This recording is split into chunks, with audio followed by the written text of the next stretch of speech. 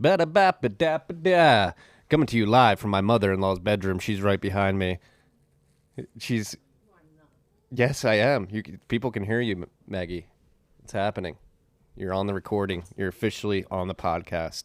Thank you for letting me use your bedroom. My father-in-law's here too as well. We're getting the whole family involved in this ad read. This episode is with Edward Evenson from Braiins and Slush Pool.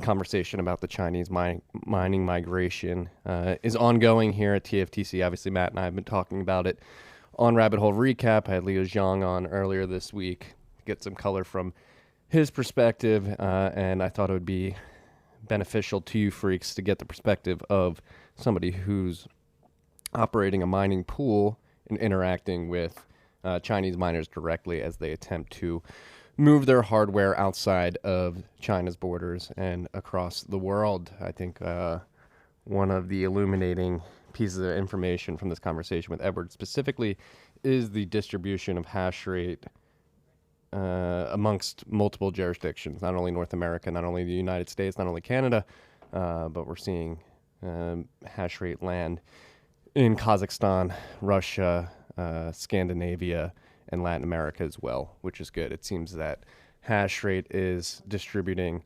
geographically, which is a good thing, which is what we want to see. We will see how long it takes hash rate to recover to all-time highs. Edward seems to think it's going to take quite a bit, like I do as well. But you're not here to hear a rehash of the conversation. You're here to listen to the conversation, so I'll let you freaks get to it. This writ was brought to you by our good friends at the motherfucking Cash App. Cash App's helping you stack sats, send sats, receive sats, sell sats, if you so please. We're saying sats, because sats are the standard. It's 100 million sats in one whole Bitcoin. You don't have to buy a whole Bitcoin. You don't have to buy a fraction of Bitcoin. You can stack whole sats instead. And the Cash App makes that extremely easy. You can dollar cost average into sats via the Cash App. You can set daily buys, weekly buys, and bi-weekly buys as well. Set it and forget it. Any amount as low as $1, I believe. And on top of that, Cash App can be your bank account. They're offering account numbers and routing numbers so you can get your paychecks direct deposited into the app. And little birdie told me that they're working on Lightning Network integration at the Cash App as well. So expect that on the horizon. Little inside information from TFTC here. If you haven't downloaded the app, make sure you do so. Use the code STACKINGSATS. That's STACKINGSATS. You're going to get $10. And $10 is going to go to our good friends at Owls Lacrosse. That's Owls Lacrosse. Owls Lacrosse. This rip was also brought to you by good friends at Hodl Hodl. Hodl Hodl is here to bring you Bitcoiners a lending platform. Lend at Hodl Hodl is a new non-custodial Bitcoin-backed lending platform. It allows peer-to-peer lending and borrowing between users globally, anonymously, and on your own terms. No KYC, no AML. They're leveraging Bitcoin's native multi-sig properties. So you put your Bitcoin in collateral into 2 or 3 multi-sig escrow. You hold one key, your counterparty holds one key, and Hodl Hodl holds the third key. The benefit of this is that you get visibility into the wallet throughout the duration of the loan that you take out using your Bitcoin as collateral. So you know your Bitcoin's not being rehypothecated. You know what it is in that 2 or 3 multi-sig wallet. And you're going to get your sats back at the end of the loan when you pay that back. So yeah, again, you put your Bitcoin up as collateral, you get stablecoin liquidity. If you have stablecoins laying around, you want to get some yield on that, you can enter the other side of that order book, put your stablecoins up to be lent out, and you'll get a little bit of yield on top of that. So create your own offers and set your own terms today on lend.hodlhodl.com. Breathe, breathe, breathe. Lend.hodlhodl.com. Also available to U.S. users. Very important. One of the few products that Hodl Hodl offers available to United States citizens who are under a strict regulatory regime. Our government does not like us doing certain things, but Lend.Hodl Hodl is available to you U.S. citizens due to the non-custodial aspects of the multi-sig setup. Breathe, breathe. This rip was also brought to you by our good friends at Compass Mining. Compass Mining is here to help distribute mining, get more individuals into the mining game. The way it works is you go to compassmining.io, you pick a mining model, you purchase the miner, you own that miner, and then you pick a co-location spot with competitive electricity prices that are going to allow you to mine profitably. So you take that miner that you just bought, and you get assigned a VIN number, and then you pick the co-location spot with the electricity rate that you want, and Compass gets that miner, plugs it in, and starts streaming sats to a wallet of your choice. Miners getting cheaper with this migration. Obviously, we discussed this in this episode with Edward. So if you're an individual looking to get into mining, probably not a bad time. Probably a good time to buy low ASICs. Compass Mining, again, is helping individuals do that. So go to compassmining.io, check it all out, especially if you're interested in mining personally. Last but not least, disclaimer, Edward is an employee of Braiins Slush Pool. And this episode was also brought to you by our good friends at Braiins and Slush Pool, all right? Braiins, they have their Braiins OS Plus firmware, which is allowing you to stack more sats. We'll explain how that happens in a little bit. The Braiins team tells me the Slush Pool update is planned for July. July 2nd, could happen any day now. They're just triple and quadruple checking everything in simulations to make sure it's silky smooth when the transition to the update goes live. Meanwhile, the latest Braiins OS Plus firmware update includes full support for the Antminer S17E and T17E, as well as some significant improvements to the auto-tuning for all X17 devices. And it's available now at braiins.com/os/plus. That's Braiins with two I's, BRAIINS.com/os/plus. Braiins OS Plus is compatible with any mining pool. This is important information. You don't need to mine a slush pool to use the Braiins OS Plus firmware. There's a bit of misinformation going out. It is dispelled in this episode as well. If you don't mine with slush pool, you're not going to get the 0% pool fees, though. That's the one benefit. If you are using Braiins OS Plus and you do put your hash at slush pool, you're going to get 0% pool fees. Since network hash rate is at 1-year lows due to the China crackdown, now is a great time for miners to juice up their ASICs with auto-tuning firmware and stack even more sats. For those that don't know how it works, it mostly comes down to the silicon and the hashing chips. There are small variations in the silicon quality for every chip in an ASIC. Typically, stock firmwares that come with the machines treat the entire device as a uniform unit, sending the same frequencies and voltage through the hash boards. Braiins OS Plus boosts performance by experimenting with different frequencies and voltages on each individual chip to learn which chips are higher quality than others. Then it calibrates to send more work to the higher quality chips and less work to the lower quality ones. The end result of this per chip tuning is more hash and thus more sats per watt of power consumed. Currently supported devices are the Antminer S9, S9i, S9j, as well as the S17, S17 Plus, S17 Pro, T17, T17 Plus, and the ones just added, the S17e and T17e. Next up are the What's miners, of course, along with S19s from Bitname. Whoosh, whoosh, whoosh. Get me that What's miner firmware, please. Stay tuned, TM, for more updates on the firmware and slush pool, and check out insights.braiins.com for content, stats, charts, and mining profitability tools to stay on top of everything happening in the mining industry. Enjoy this episode with Edward Evenson. I'm going to go catch my breath and maybe have a beer. Enjoy the 4th of July weekend, all my fellow American freaks. Dickie!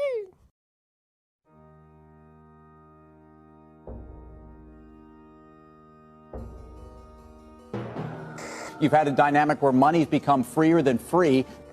If you talk about a Fed just gone nuts, all the central banks going nuts. So it's all acting like safe haven. I believe that in a world where central bankers are tripping over themselves to devalue their currency, Bitcoin wins. In the world of fiat currencies, Bitcoin is the victor. I mean, that's part of the bull case for Bitcoin. If you're not paying attention, you probably should be.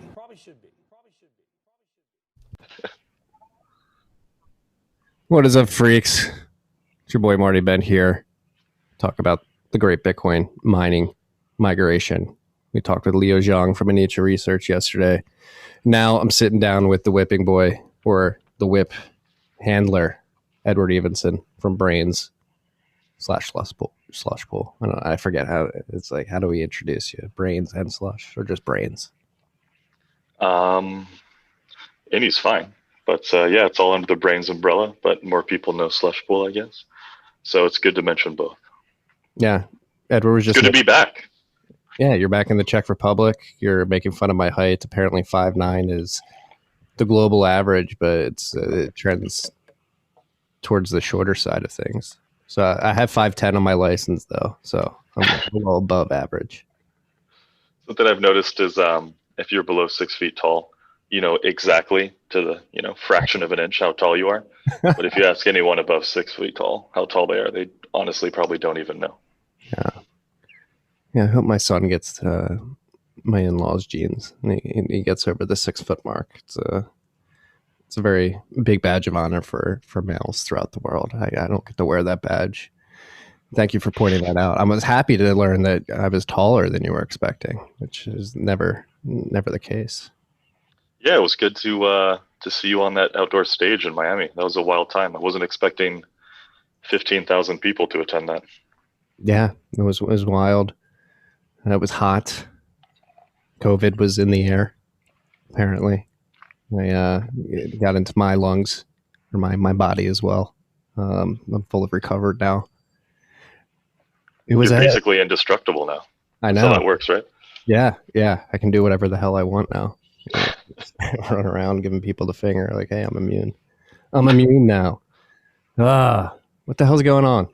Like I said, we talked with Leo yesterday. You were a little perturbed. You're like, oh, what the hell? You talked to Leo about the China stuff. Now you want to talk to me too. Yes, Edward, I do want to talk to you. You have a very interesting perspective, having an insight from Braiins. That's actually one of the first alarm systems that went off, at least in my mind, was the pools. You guys have some unique insight into the hash rate markets and what's going on specifically. I think. Yeah, I was just worried because Leo's so smart. I didn't want to be stuck in a situation where he's already said everything and I'm here just repeating what he said. But I'm happy to offer whatever I can. I think you have an interesting perspective. I think it's gonna be additive to the conversation we have with Leo. I think you're interesting too, Marty. Thank you. Oh, thank you. Interesting and taller than expected. I'll take. You're just sort of dishing out compliments. I thought you were going to bring the whip today. Try to whip me into shape. But yeah, you've been facilitating a bunch of, I guess we'll say, deals or migrations from China to other parts of the world. We really focused on North America yesterday with Leo, but I think you're seeing that a lot of machines are going all over the world. What are you seeing? I'm not going to speak for you. You speak for yourself. Yeah, sounds good. So I've seen a lot of things. It's really dependent on where the miner was in China when all this started happening in terms of the crackdown and saying you can't mine in the various provinces. First Inner Mongolia, then Xinjiang, and then sort of, Yunnan and Sichuan right next to each other. And what I'm generally seeing is machines, especially maybe older generation ones before the 19 series or the M30S pluses or plus pluses that were mining in Xinjiang, are often finding their ways to Kazakhstan or Russia. This is due to proximity and just, long-standing routes where these machines could be moved to those markets. And this is also because a lot of these large miners in the Xinjiang and Sichuan region had already placed pretty significant orders with the manufacturers. And when kind of evaluating what they wanted to do with their old machines versus their new machines, it seems like they wanted to move the old ones that they've already ROI'd on and, have less market value because they are used to some of those closer markets that maybe aren't as secure in terms of a regulatory environment or stable as, say, like EU or North America. And then the new machines they want to ship directly to places like North America and the EU and sort of split up and distribute their operations. This has sort of been underway by the largest of miners for quite a while at this point. But, the recent events have simply just sort of put the pedal to the metal and accelerated everything. Yeah. It seems like it's really happening, especially if you look at the hash rate and block production. Since the last difficulty adjustment, looks like we're on the largest downward difficulty adjustment ever right now, estimated to be 26.7%, which is pretty massive. In terms of these miners relocating, whether it be Kazakhstan, Russia, North America, or Europe, what's the capacity looking like from your perspective? Or are these large operations having trouble placing all of their miners in one location? Are they having to diversify their hosting providers just to make sure that they can get all their machines plugged in? Yeah, it's especially difficult for the larger ones to place all their machines in a single location. There wasn't too much rack space available in these various regions, specifically Europe and North America, even before all this happened. And this kind of just, strained that even more to the point where almost immediately a lot of that rack space was spoken for. So they've had to sort of transition into these arrangements where they provide some sort of, capital injection up front to expand the infrastructure of some of these operations and increase its capacity. And then, of course, they will have the privilege of using that capacity at a very low rate in the future, and receive some of their capex back in many forms, or joint ventures, profit sharing.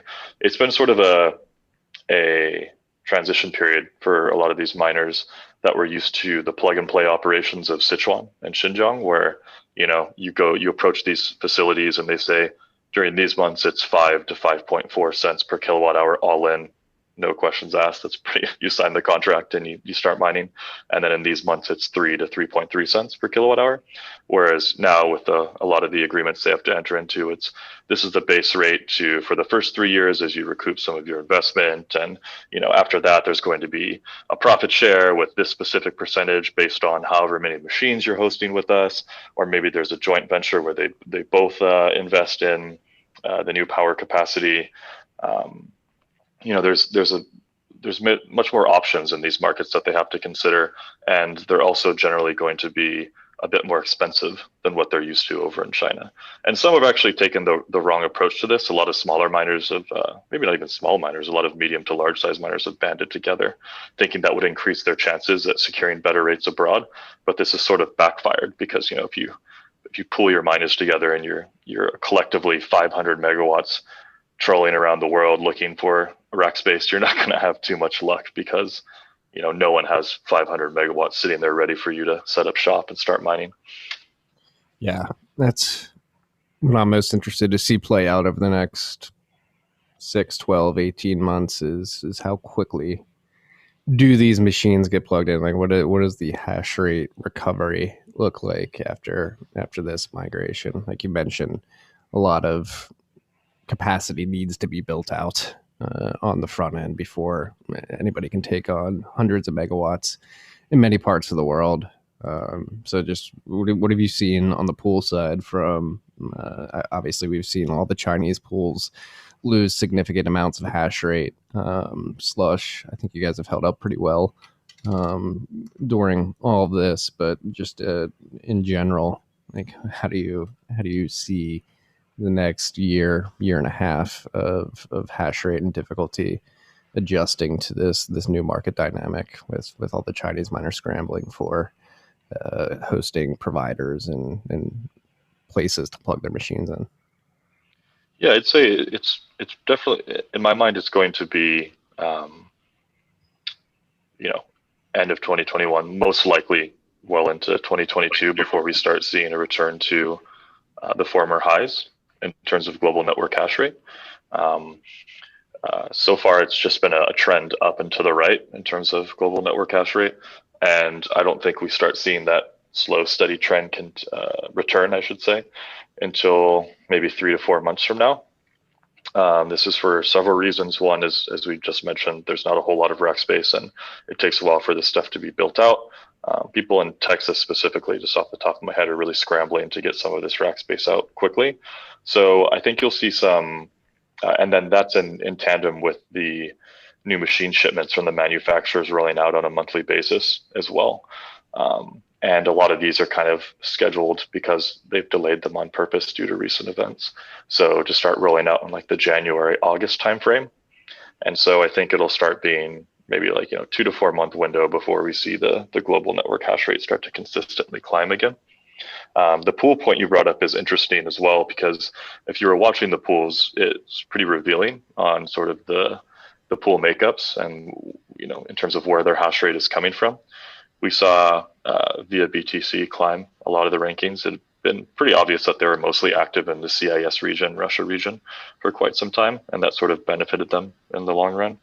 And you see some pools drop as much as 50% in their overall network, rather hash rate on the pool.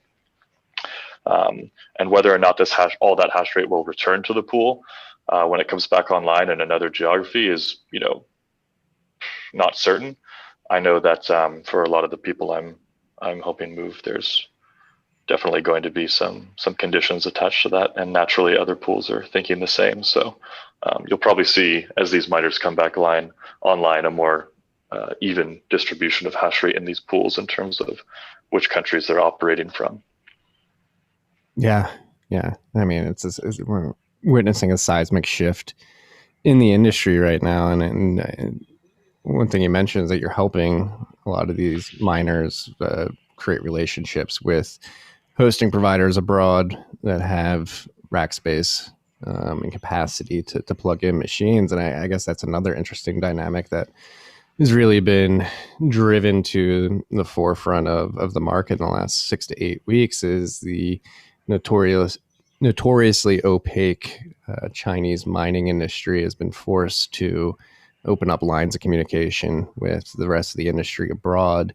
And they've been using pools, from what I understand, as sort of the facilitators of these relationships, if you will. So what's that been like in having the Chinese market sort of open up to the rest of the world and being forced to have conversations and do business with people they may otherwise not have done business with if this ban didn't happen? I think it's really fun and interesting, actually. I had some experience over in China before, and it's really fun to sort of connect them with people in, say, the United States, and maybe people that haven't worked with anyone from, the Far East before, or specifically China, and, sort of educating them throughout the process on like how to communicate with them, how to kind of get what they want, and vice versa. And also seeing, being reminded what it is specific miners value versus, from different regions.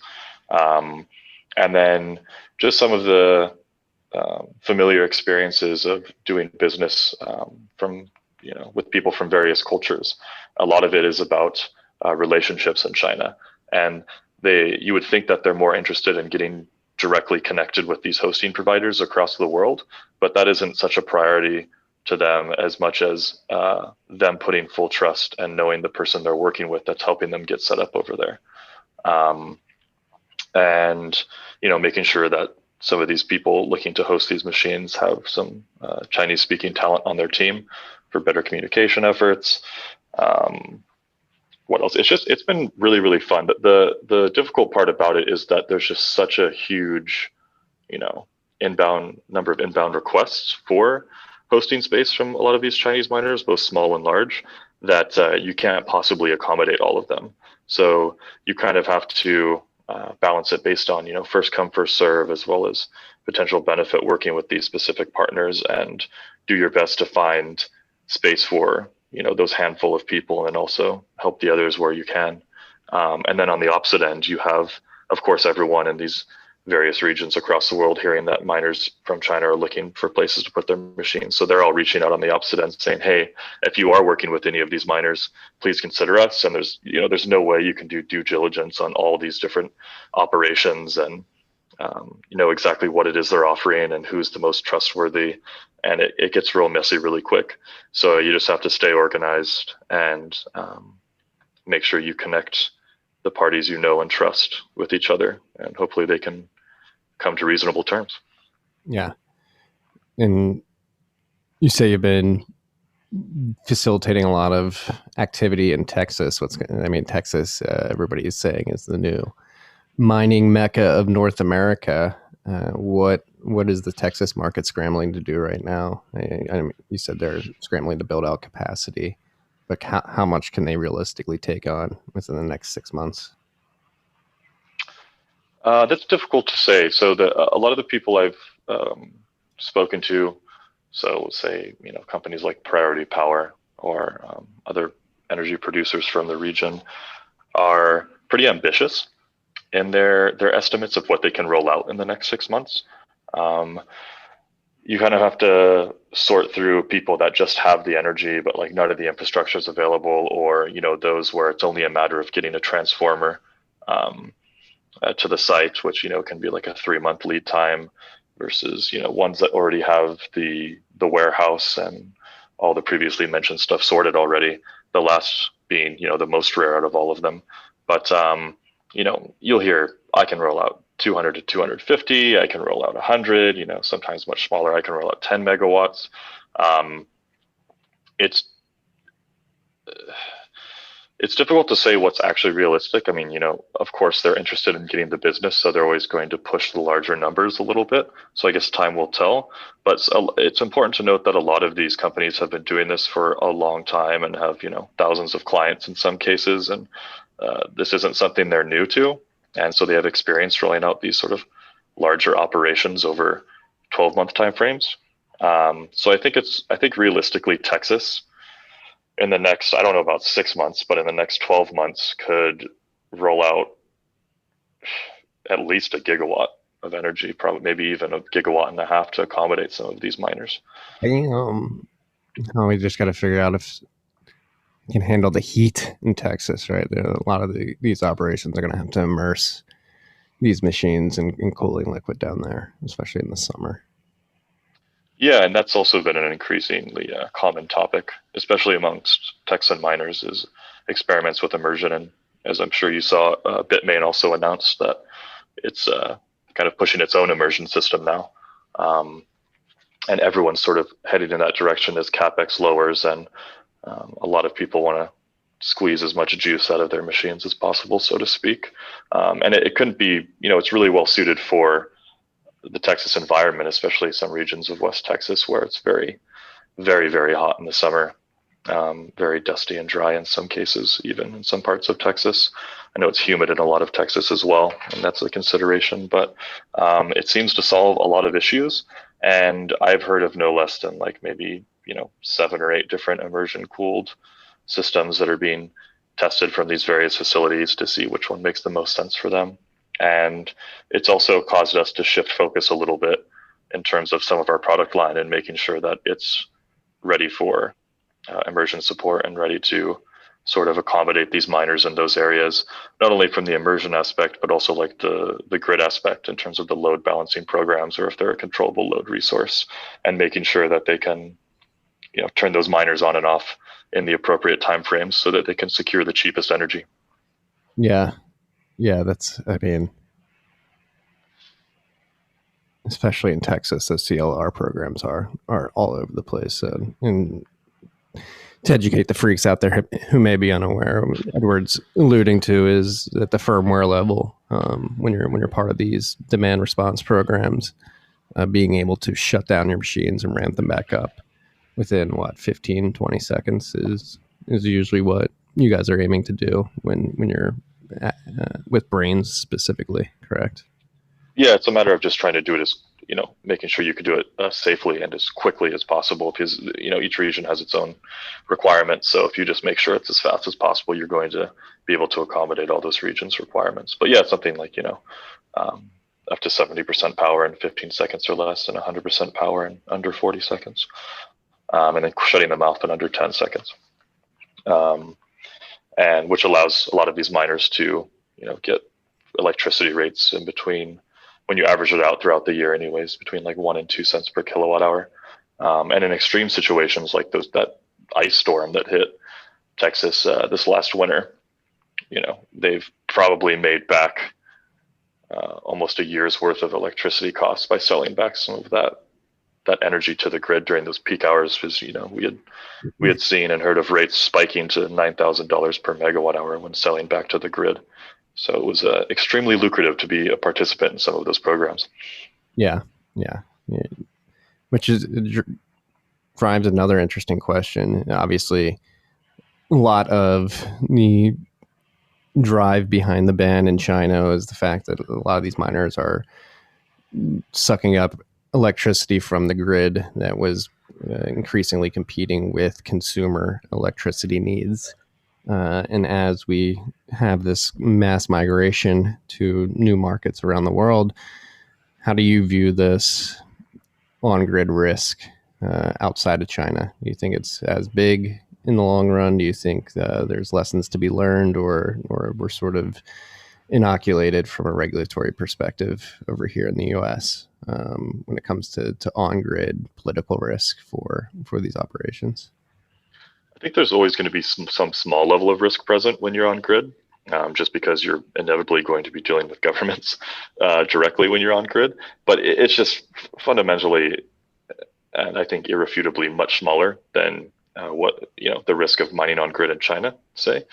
I think anyone that was familiar with China's history or had worked out there, the recent events and the crackdown on mining in that region wasn't a question of if, but a question of when. I think a lot of people's surprise was just that it happened this soon. I wouldn't have the same concerns in an environment like Texas when mining on grid as I would in China for many reasons. But that some of that risk is still present. But there are certain buffers in places like, say, the United States, where the various states have their own laws and regulations, and it's not likely that the federal government steps in carte blanche and just bans everything. So there's still somewhat of a buffer there. And then we often see even some states offering some incentives for Bitcoin mining in the United States now, primarily through the form of tax incentives. So, if you hire mostly local workers in some of these more remote areas that maybe don't have as much job availability or opportunity, you're going to receive some tax incentives. Maybe you're going to receive some tax breaks in other areas if you start using some of this excess power. We've seen Governor Abbott from Texas welcoming miners. It's actually on a Twitter Spaces earlier today, and AJ from Galaxy had raised a good point that this doesn't necessarily mean, deep, widespread support from politicians, because talk is cheap, especially from a politician. It's really, really easy to get on the news or Twitter or something and say, hey, we welcome all of you guys. It's a very different matter to actually enact legislation on the books that is supportive of that. However, I know Kentucky has done so. Texas looks like it's well on the way to doing so.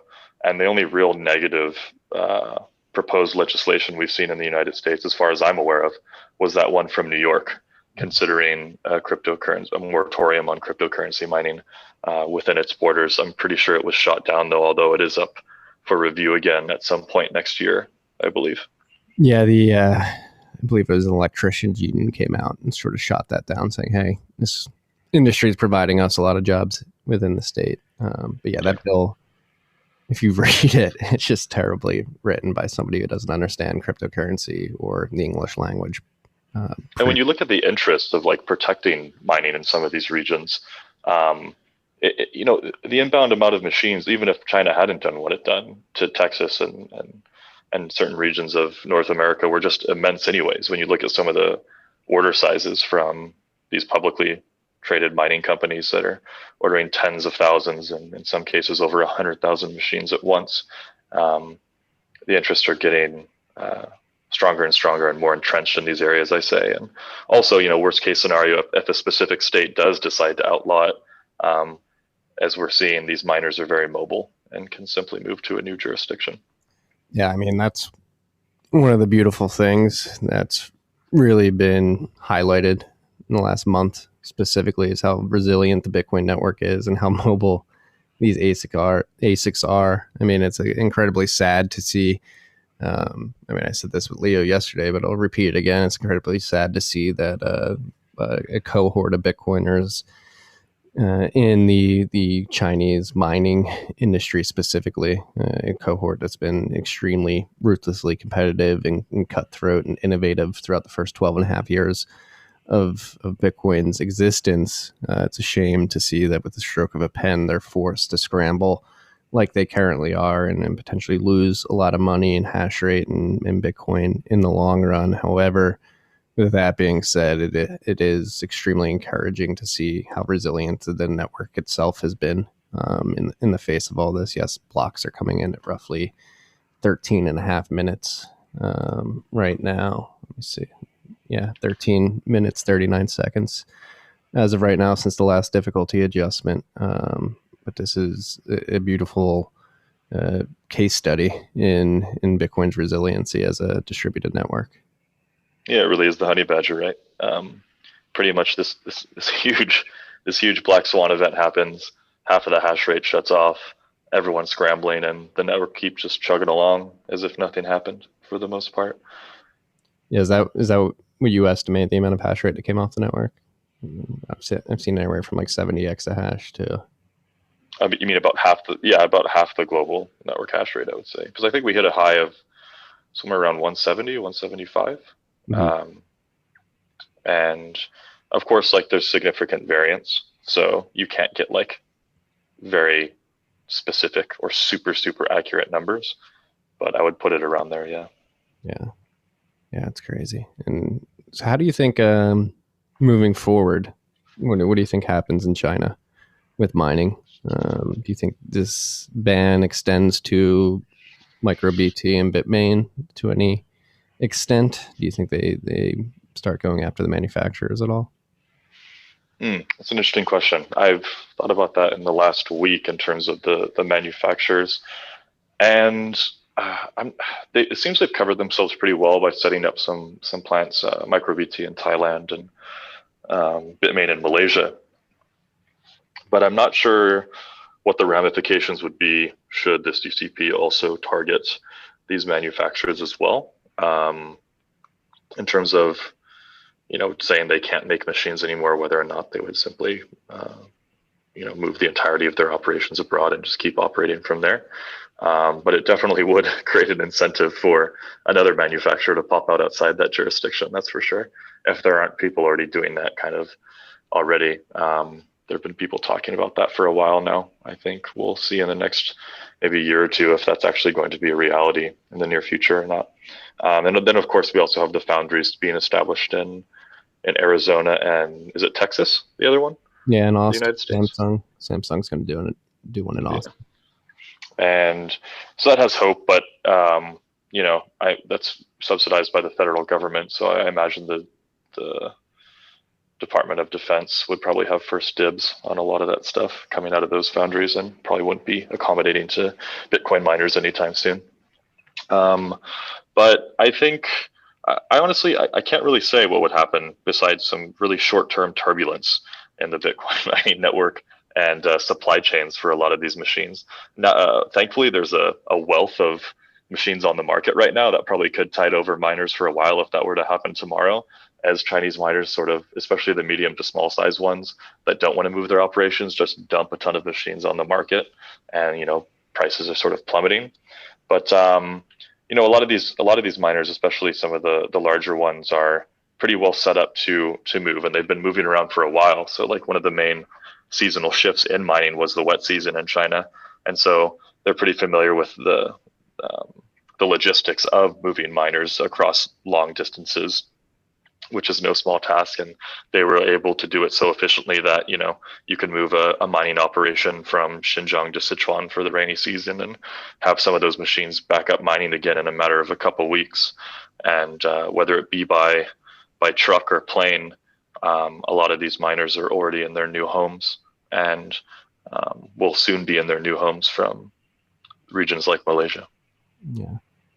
You haven't heard anything about the CCP stopping shipments of ASICs outside of China?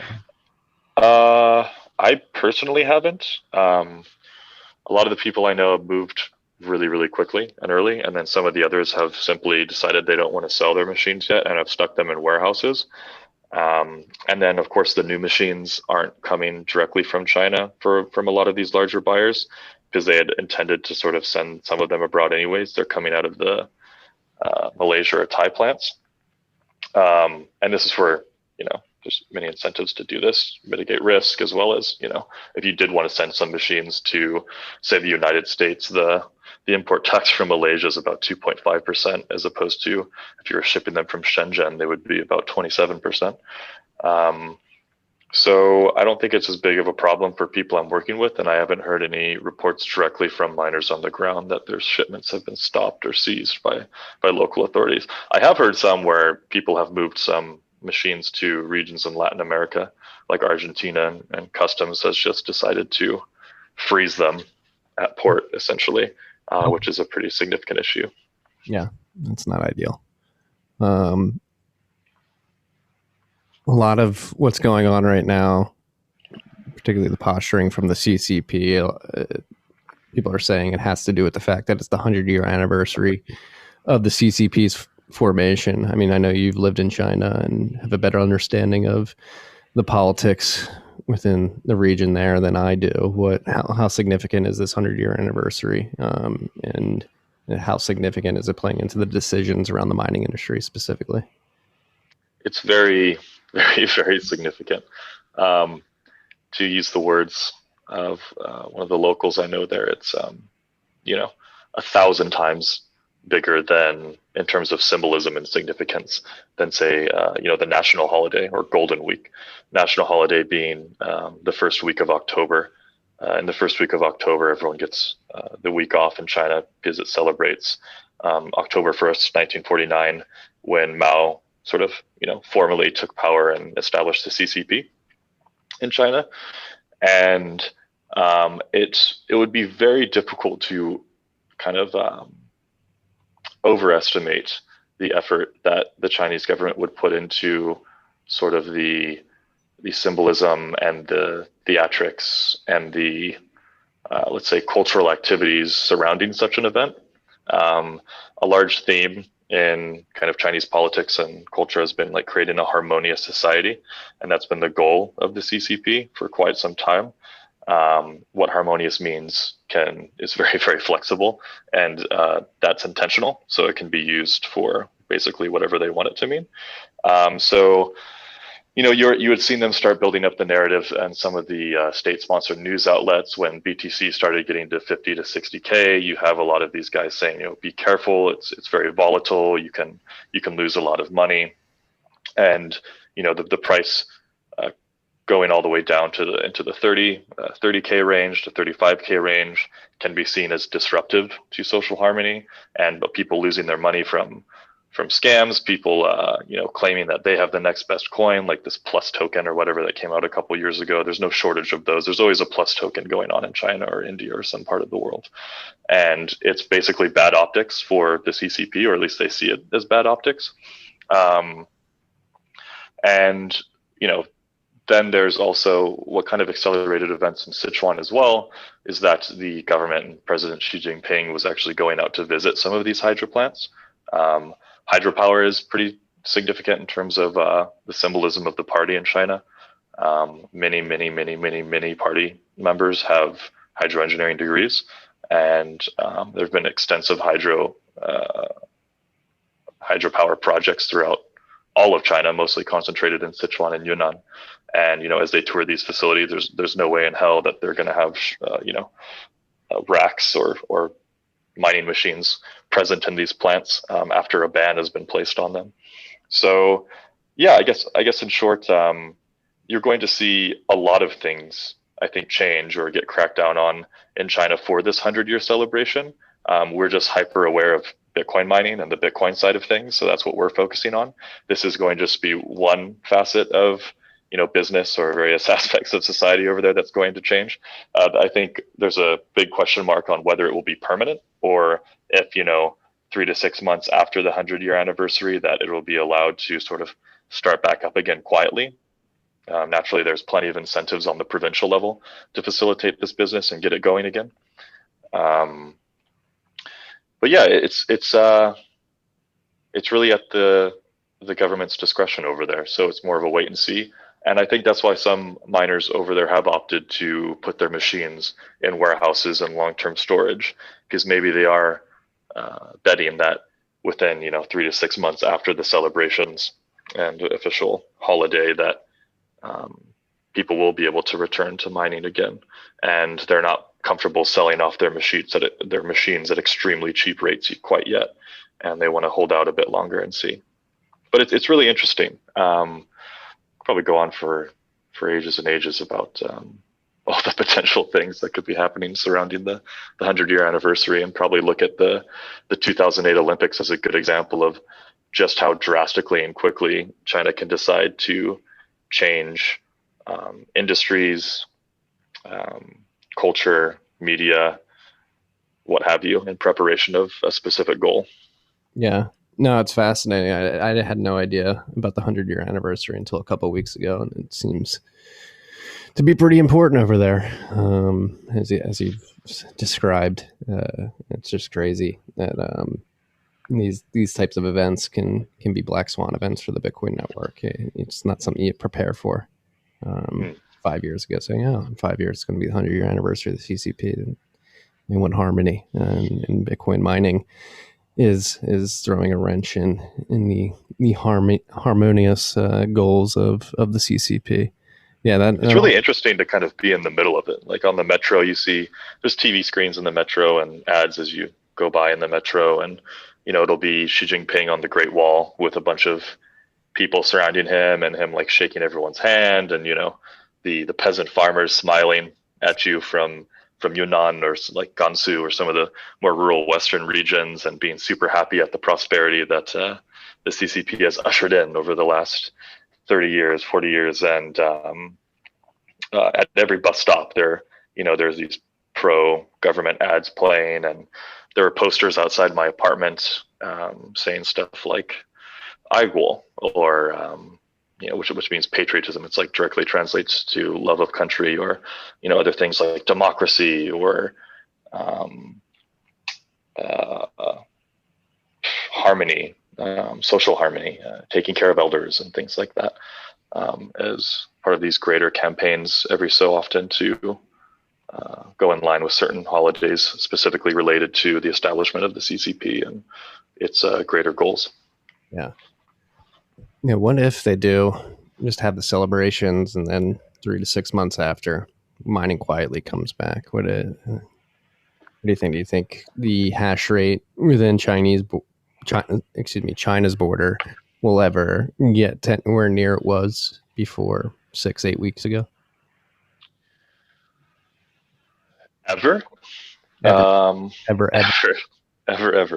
I don't foresee that happening anytime in the near future, or even in the next 5 years, maybe. I imagine it wouldn't be sort of allowed in every single province again. Maybe some areas like Sichuan, I could see it coming back because the miners were using energy that was just sitting there unused for the most part.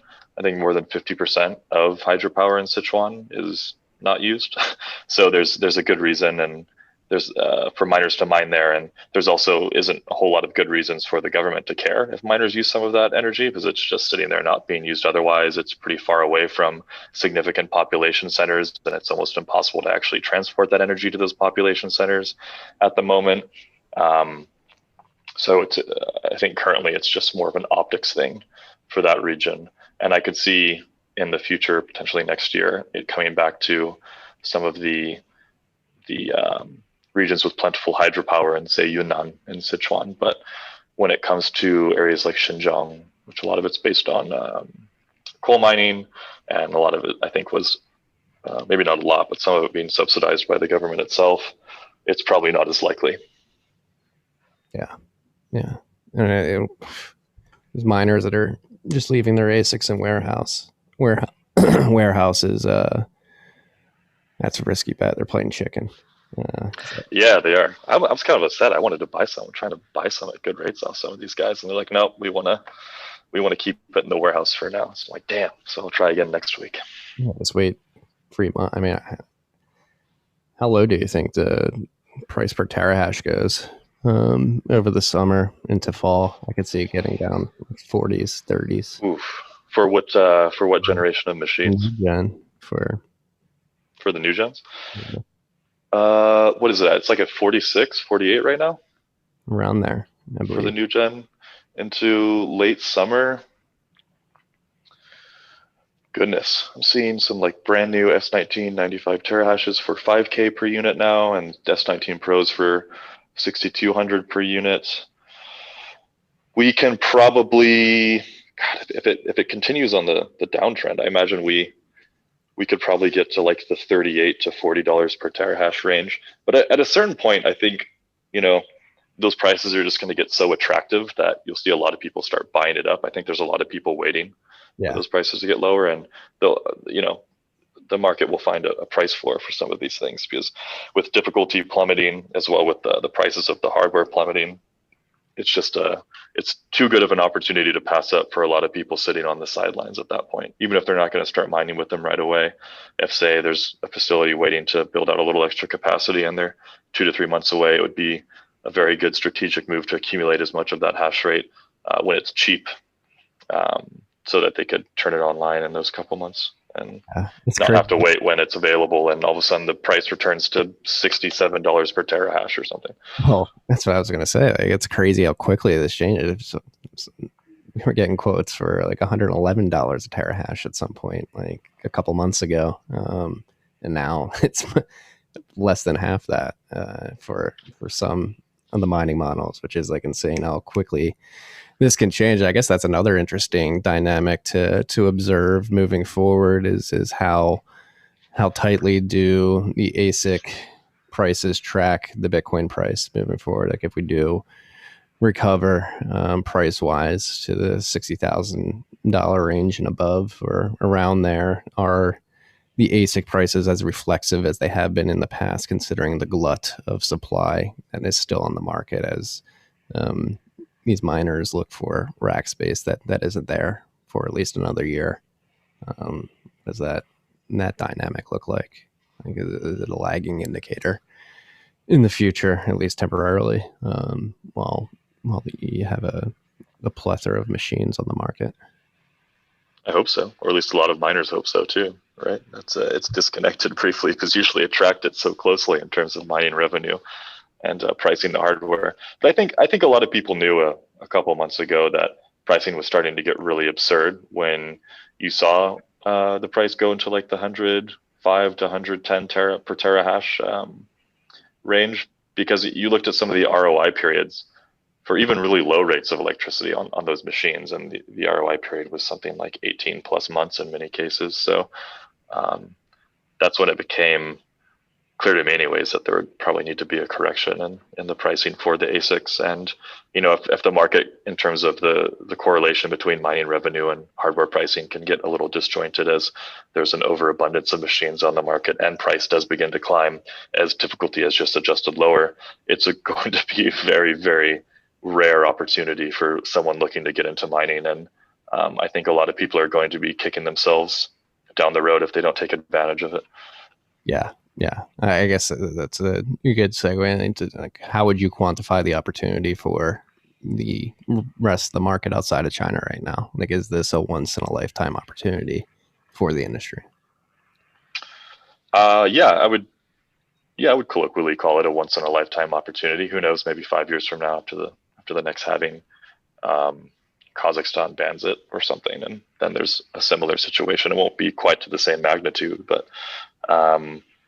I think there's where a lot of the opportunity comes in for people outside of China, especially if they're not already kind of self-mining themselves, is the chance to really build out their business in terms of like providing energy and hosting, right? So this is a huge chance for a ton of these people to get in contact with miners that have a lot of capital from mining Bitcoin at scale over all this time, and then using some of that free-flowing money and demand for space to sort of exponentially grow and set themselves up to become some of the larger miners themselves 2 to 3 years from now. Yeah. I mean, it's massive, the shift that's going on right now. Like you could set yourself up for the next decade if you execute accordingly and are able to take advantage of the high demand for rack space and the low terahash per dollar prices we might be seeing over the course of the summer and this fall. It's going to be massive. Especially here in North America, it feels like the timing of this, as the mining industry in the United States and Canada specifically is maturing to a point where it's like it seems like even early spring or 2021 just feels like an inflection point for the North American mining industry in terms of like breakaway speed. It seems like we're hitting a breakaway point, and this is just throwing fuel on the fire. Exactly. I think you're just gonna see things accelerate from here. And it's not just North America too. Like I'm speaking with some people in Europe who are taking advantage of the situation and have, turned down 400 million euro, 300 million euro investment offers to build out like traditional data centers, in favor of, filling up the current however many, a couple dozen megawatts they have with miners looking to move from China, and then using that capital to build out the other capacity throughout these regions, and then allowing themselves to sort of retain more control over the project's direction as well as the equity of said data centers. They see it as themselves, even people that are traditionally not into Bitcoin mining and more interested in providing services to companies like Microsoft or something in terms of data center services, are even leaping at this opportunity to build out their data center empire.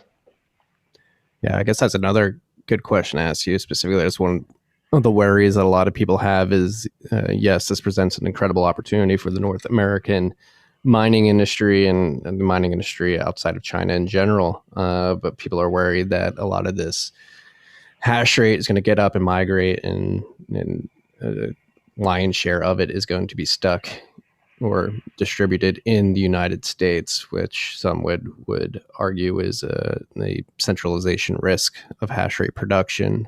How is the distribution of this migration looking from your perspective? What percentage do you think will come to North America versus Europe versus Latin America versus Kazakhstan, Russia? Do you think it's pretty distributed, or is there a power law distribution going on here? I think it's going to be an overall net positive, right? So when you look at the distribution of hash rate prior to these events happening, you could have anywhere, more conservative estimates were around 60% of the hash rate within Chinese borders. And, I would place it at higher than that, maybe closer to 70. And I don't think we're to be worried about hash rate moving and be worrying about, it potentially being concentrated too much in, say, the United States. You're basically asserting that within the next 6 months, there's going to be a shift from the previous paradigm to now 60 to 70% of hash rate existing in the United States, which I just don't see happening. A lot of it is moving to Kazakhstan. A lot of it is moving to Russia. There's miners even setting up operations, albeit smaller ones, in various parts of Africa.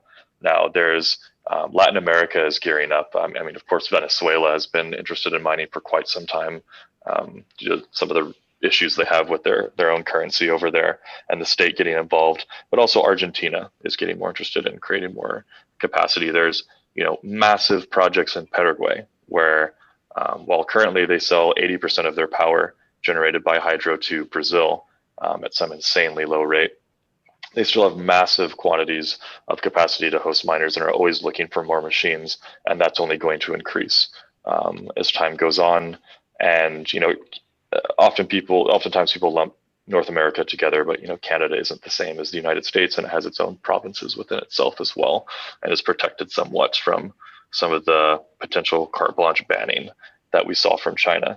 So I don't think that we're going to see 60 to 70% of hash rate be concentrated in, say, the United States when this all sort of is finished shaking out. And I think we're going to see a much more distributed, global network hash rate in terms of which countries it's located in than we did prior to these events. When talking about specific percentages or numbers, that would all just be speculation. But naturally, North America is going to capture much more of the market share than it previously had. But I don't foresee it being an equally uneven distribution as it was before. I think people are just worrying a little too much and kind of playing through doomsday scenarios in their head when they're doing that. Yeah. Oh, that's great to hear. No, and that's what I would expect. Yeah, you mentioned Paraguay. They've got a lot going on there. Latin America seems poised to jump into the Bitcoin market in general, and obviously mining would be a part of that as well. And obviously Scandinavia is a sleeper as well. I think people are kind of overlooking that because traditionally there's been a couple large players mining in these regions, like Iceland. Genesis was probably what made Iceland really popular in the mining scene. They were the first to kind of go over there and popularize it as a mining destination. And Norway, it was probably I don't know if I'm actually allowed to say that, so I won't. But I think you'll see Norway and Sweden pop up as mining meccas of Europe here in the next couple of years, maybe a lot sooner than you think. Hell yeah. This is beautiful to see. It's beautiful to see. Just the natural incentive to mine cheap Bitcoin is naturally distributing the production of hash rate. Thank you for the assist, China. So that's another thing, I guess, I would like to pose to you. Another question is like, isn't there like an old adage that China, for some reason or another, whenever they're positioned to take a sort of powerful place in the world and be a leader, they sort of hand it over and balk at the opportunity or mess it up somehow. And it seems like this could be a situation where if we are at an inflection point in the world, particularly around the future of money and that potentially being Bitcoin, is this a situation where China's shooting themselves in the foot pretty early on in the game by just handing over this hash rate to the rest of the world? So your question is, China, you're asking me, is China shooting itself in the foot? Yeah. Yeah, that's a yes.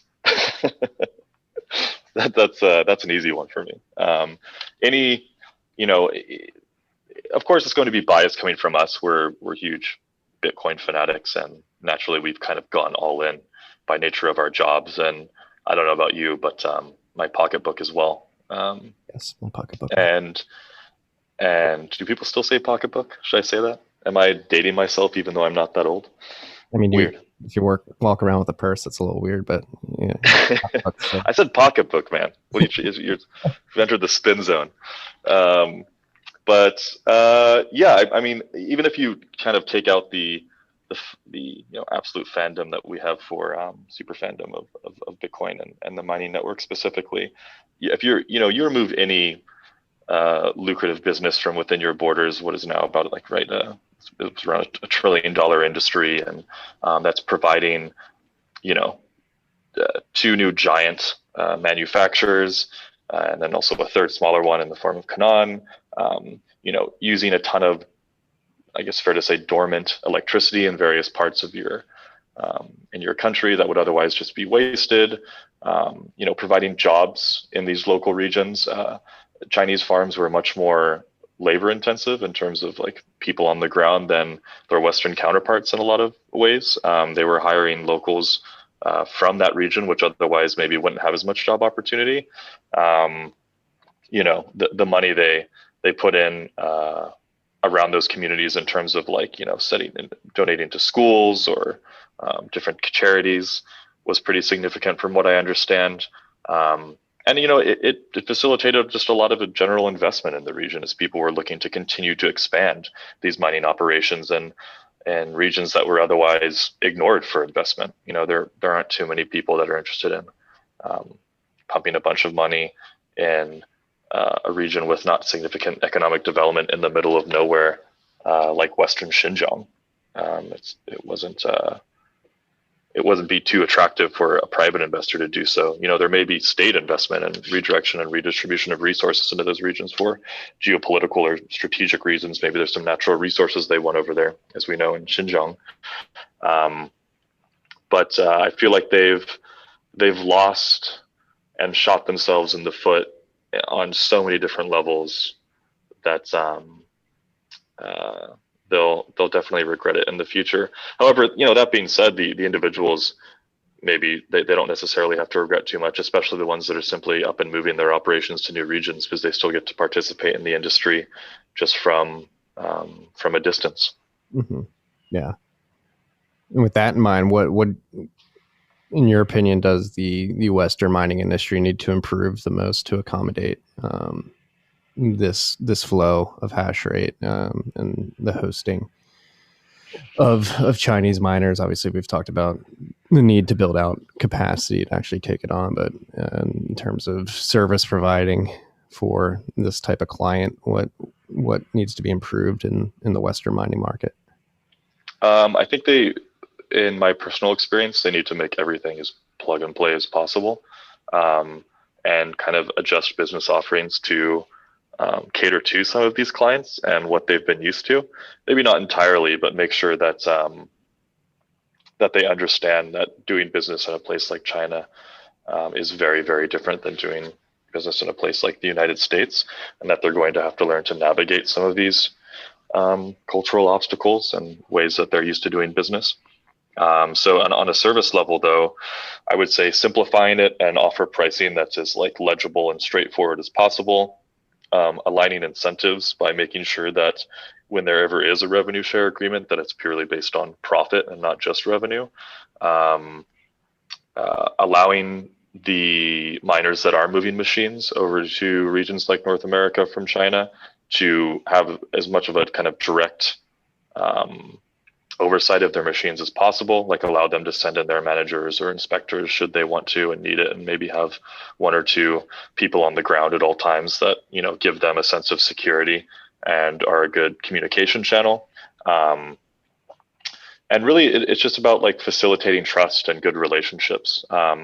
In my experience over there, so long as you prove that you're a trusted partner and you're looking out for their interests, they're very, very accommodating and understanding of anything you want to do, and very supportive as well. So I would say it's in kind of the avenues of communication, simplifying the business offering, and making sure that, you know, you would treat them like any other client, that you're looking out for their best interests at all times. But on like a non-service level, I think, and maybe not really directly related to where the miners are coming from at all, it would be important for the US to really sort of clear up a lot of this FUD and misinformation going around concerning energy usage and Bitcoin mining. So, you know, as we saw in the last couple of weeks, people like Elizabeth Warren get on the internet and start saying a bunch of stupid shit concerning Bitcoin mining, like trying to use metrics of transactions per watt consumed, as if that mattered. As we can see, you know, hash rate has pretty much been cut in half, and we're still processing as, you know, the normal amount of transactions. Like the transactions that are being processed aren't necessarily cut in half as a result. It's not a useful metric to use, and it's not correlated to one another. Making sure people understand that, you know, there's a wide energy mix, and that energy consumption does not equal energy emission. Understanding that, you know, the vast majority of emissions by a wide margin aren't coming from Bitcoin mining. They're coming from things like just pumping methane into the atmosphere, or various other industries like traditional gold mining that dwarf Bitcoin in terms of those aspects. And also just understanding that really, which I think is a point that's not highlighted enough, is the value, is educating people on the value that Bitcoin brings to everyone, and why mining is so important in securing that value. I think when you hear some of these politicians speak, like Elizabeth Warren, it's very, very clear that no amount of energy usage to secure the Bitcoin network is appropriate, and that's fundamentally because they see no value in it. And, you know, it's not useful or productive to get into a conversation about like, well, actually, you know, there's a healthy energy mix. It's much more quote unquote green than pretty much any other industry you compare it to, and it's trending more so in that direction each passing year. It's not a terribly productive conversation or narrative to necessarily have when the people you're speaking to don't find any value in it whatsoever. So it doesn't really matter. It could be 100% renewable, and they probably would still not be okay with it. So I think a huge part of it's going to be definitely education and making sure the public knows that if there's a Bitcoin mine somewhere in Texas, that has nothing to do with the fact of whether or not they can turn on their air conditioning that day during the summer. Yeah. No, I completely agree. We need these people. No amount of quote unquote renewable or green energy will be enough. They truly think Bitcoin's a Ponzi that enables drug dealers and terrorists and nothing else. And I completely agree. We need to hammer home the point that there is inherent value in a peer-to-peer distributed cash system that facilitates the movement of a scarce digital good. There's an incredible value in that. I mean, and it's being played out in the market every day particularly remittance markets in Latin America and across the world where people typically can't get money or access to bank accounts. Bitcoin's providing incredible value for these people around the world. It provides value for me and you, as you said. A lot of the money in our pocketbooks is Bitcoin, and that Or purses. versus the ability to preserve value and purchasing power over time provides me with an immense amount of utility as well. There's a lot of value I've been provided personally, monetary value, social value, intellectual value. I get to have conversations with people like Edward Evenson here, which is extremely valuable in and of itself, and a little bit tangential. Wow. Wouldn't be possible without Bitcoin. Edward, You've returned to the compliment. would we have ever met if it wasn't for Bitcoin? Probably not. No more whipping sounds or seeing queso or. Speaking of that, how are things going at Braiins? Should we do a little Braiins update here at the end? Braiins, are we at the end already? We're getting close. Wow. Just time flies when you're having fun, huh, Marty? Yeah. I feel I was worried. Like I have to be really careful that I don't like say any information that's protected by NDA or confidential. So I was worried that I was maybe being a little too high level or general with some of these topics. So if there's anything more like detailed or granular you want me to go into, I'd be happy to do so. But if not, I can jump into some Braiins updates. I think we covered everything I wanted to. Is there anything popping up in your mind that you feel compelled to elaborate on? Guess we covered some of the logistics stuff. I don't really need to go into pricing or anything like that, but yeah, I mean, I guess I'll kind of wrap it up with it's a really, really, really, really interesting time to be in the industry and to kind of witness all these things unfold. And if anyone's not feeling extra motivated when they're listening to this, that is participating in this beautiful Bitcoin mining industry, I would say opportunity abounds. No shortage of opportunity abounds on pretty much every single facet of Bitcoin mining right now. And if you put in some hustle at the moment, you're going to be set up extremely well for, as you said, the next 5 to 10 years. Don't let it pass you by. And on that, I will, I guess, head to some Braiins updates. What's new? What's new over here at Braiins? As I said before the call, Prague is beautiful. Prague is sunny. The golden beer is flowing. That's delicious cold Pilsner. Other than the Czech Republic itself and its beauty and beer, software is progressing nicely. The S19s are moving a lot faster than we anticipated just because of all the work we had already done on all the previous Antminers, and some of it's applicable to the S19s, and seeing some really promising stuff with that. What's miners are progressing nicely as well. We're learning a lot of new interesting things about some of the chips that are in the machines, and trying to confirm some data points before we start releasing this into a public beta. I know you're probably interested in specific dates, but when? But Edward, when? Where's your whip? Get your whip out. I want you to pick up your laptop, get your whip, and walk over to the firmware development team and just start whipping them. Right. If I give any dates, the whip will be turned on me. There'll be an uprising, and I will be beaten to a pulp. So we'll have to keep that on the down low for now. But as I said before, we're definitely optimizing for some immersion setups. We've been doing a lot of experiments and optimizations on the software for immersion cooling, seeing some pretty crazy results. Very quickly tuned, very stably run machines, running at 100% more terahash than they were at essentially the same efficiency. Yeah. So immersion is definitely something we've been focused on recently. Adding new features, making the web tools idiot proof. Our new GUI, you don't even really have to interact with command line anymore. It's all enter some text into a box or click some buttons and you're good to go. The manager is always under always under some work. That's released for all the models we currently support on the software right now. So you get a free spiffy manager for all your devices running it. And you need to be running Braiins OS Plus to access that manager, right? Yes, that won't always be the case in the future, but right now it is because it's just an added bonus feature for people that use the firmware.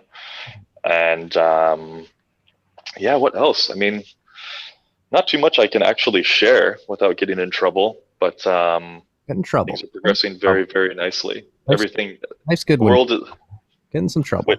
the future is bright, and people will be very happy. I can guarantee that. I know Austin will be happy when you get him that What's Miner firmware. So I need you. It's not me doing this. It's him behind me saying, like, get on it, Marty. Like, we need more hash. Those machines will sing when you put it on. Don't worry. Oh. It's a pleasure working with the What's Miner machines. They're made very well, and they make our lives easier as a result. There's one other thing in regards to that I should mention, because now that I am interacting again with so many miners from China, as well, this seems to be a common topic as well from a lot of people I'm running into. Some people seem to be under the impression that if they use Braiins OS Plus, that they have to use Slushpool with it, which is not the case. And I'm not sure how that started circulating around. You can actually use it with any mining pool. I imagine this was circulated around China just because that's sort of what Bitmain was trying to do. They were like with their overclocking firmware trying to force people into Antpool when giving it out. But that is not the type of approach we have to business, so you don't have to worry about that from us. But of course, we provide incentives if you do want to use Slushpool in tandem with it. It's free pool fees, or rather no pool fees if you use the firmware with the pool. But yeah, just to reinforce that, you can use any mining pool you like. You heard it. What else? We're squashing misinformation. Braiins OS Plus, exactly. Not specific to Slushpool. You can go point that hash anywhere you want. And in terms of products, what else is new? A couple of weeks, there's going to be some new stuff to the pool. So the devs have informed me on that.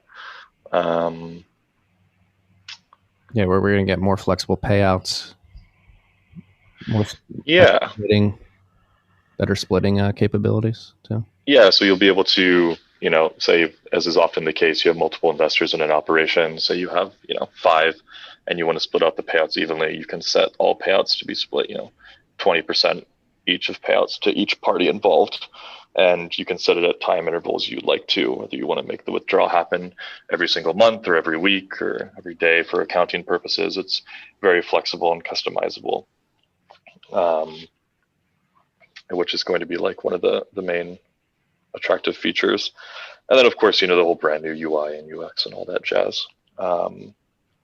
And master sub accounts, things like that will be coming out soon after that. You can already do them now, but we just kind of set them up for you. And the new version, you can kind of create them at your own leisure. And then everything else is kind of stealth mode. I can't really talk about the other stuff we're doing. I'm very excited to release some of that stuff later this year. Get in trouble. Yeah. That's in trouble. Give the free. I don't want to piss off Jan and Pavel. They're just the nicest guys, and they've been good to me. So, all right, got to make sure they're happy. I'm not going to make you. I don't want to piss off Jan and Pavel either. So, I won't make you. I don't like seeing them cry. I can't imagine Jan. You're gonna hang out in Miami, man? What the hell? You ditched me last time we were in Miami. Well, yes, I'll see you in Miami in 3 weeks, and we will hang out more. I'm sorry, Bitcoin 2021. I was a bit busy, a lot going on. Okay. Well, I'm sorry for flipping you off in front of your audience there. Yeah. Well, thank you for being part of the audience. I can take a middle finger. I've taken many in my life. What's one more, especially if it's coming from Edward Evenson, the man working on my What's Miner firmware, or cracking the whip on the people working on my What's Miner firmware. So you turned the crowd against Kevin O'Leary when he walked by your stage. Kevin, I'll buy your green coins, Kevin. How did he become just such a figure in the space very quickly? It was very annoying. He's good at sound bites. He's I guess he's similar to all the reality TV stars in that way, because he was on a reality TV show, right? That Shark Tank thing. Yeah. So he goes on CNBC and creates these sound bites like blood coin and green coin, these just like ridiculous made up concepts that no one actually subscribes to. And, you know, says he speaks and knows a bunch of people that will only buy Bitcoin if it does this. And, you know, none of these things, of course, ever really manifest. But it's good. It's good for him, right? It's good for his image. And, you know, as someone who does what he does, you have to speak about whatever's popular and kind of hot at the time, right? Yeah, but like he was part of the Bitmain event in China, like the You mean that weird video where he's like sunburnt in the front seat of his car and he's like speaking into his cell phone camera? Yeah, like what? Why is Kevin O'Leary talking to the Chinese mining industry? He called their coins blood coins. Why are they accepting them? Exactly. Maybe it was to tell them that, you know, if they were to move their miners to North America, they would have to use purely renewable energy, because that's the only way anyone would ever buy Bitcoin within U.S. borders. Yeah. The institutional money's not going to come unless Kevin O'Leary signs off. So exactly. Self-elected spokesperson for the institutions. Fuck that dude. Edward. What was that? What'd you say? I said, fuck that dude. Edward, are you drinking Pilsners tonight? It's Wednesday in Prague. Is it a good Wednesday in Prague?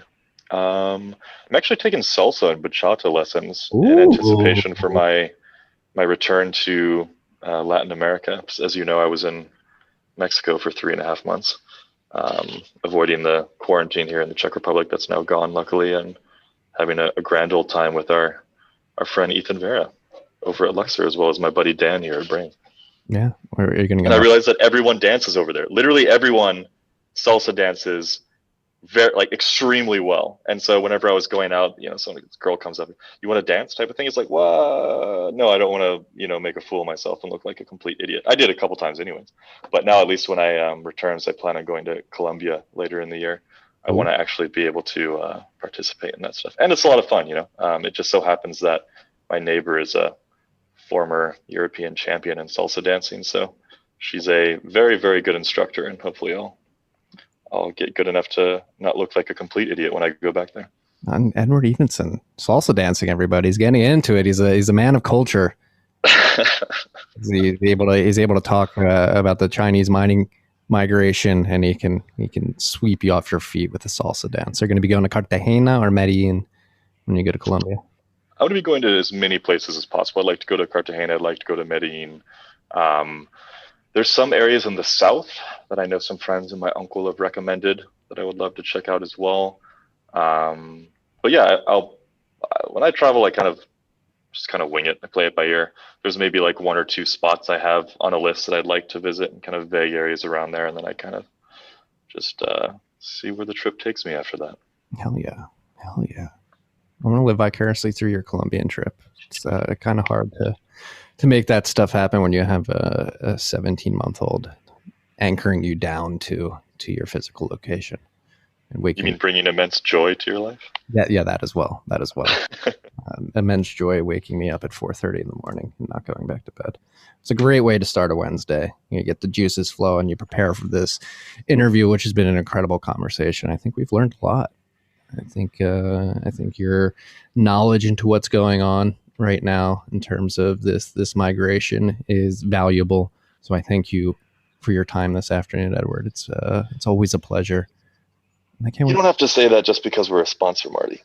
Well, disclaimer: Braiins is a sponsor of the podcast. No, but truly, I'm looking forward to actually hanging out in Miami later this month, and we'll have much more time at this conference, because I will not be participating at all outside of being a participant, not on any panels, not giving any speeches, not recording any podcasts. So I'll have a lot of free time. Show up to the booth and we'll outfit you with some swag, man. I got plenty of swag. I can always use more though. Is there anything we should wrap up here with? Any final thoughts? Any final words of wisdom? Words of wisdom. I don't know. Damn, now you got my mind. You don't have to. I mean, just push yourself out of your comfort zone. Do shit you wouldn't normally do. And you'll probably have a blast and just become a much better, more rounded, more interesting individual for doing so. Yeah. Get into salsa dancing, freaks. I think. Get into salsa dancing. Do some bachata. Learn some Chinese. Eat some cheese. You know? Maybe an oyster. Nah. Get out of your comfort zone. I've stepped out of my comfort zone in that regard far too many times already. I've just been sadly disappointed every single time because cheese is disgusting and should be eradicated from the face of the planet and offers no nutritional value and serves no purpose rather than to pretty much worsen every single dish you put it on. You're an uncultured swine. And that's where we're going to end it. We're going to end it by calling Edward Evenson an uncultured swine who doesn't eat cheese or oysters and just doesn't know how to live life. Well, thank you for joining us. Thank you for your information. That's all we got today, freaks. Peace and love. Peace.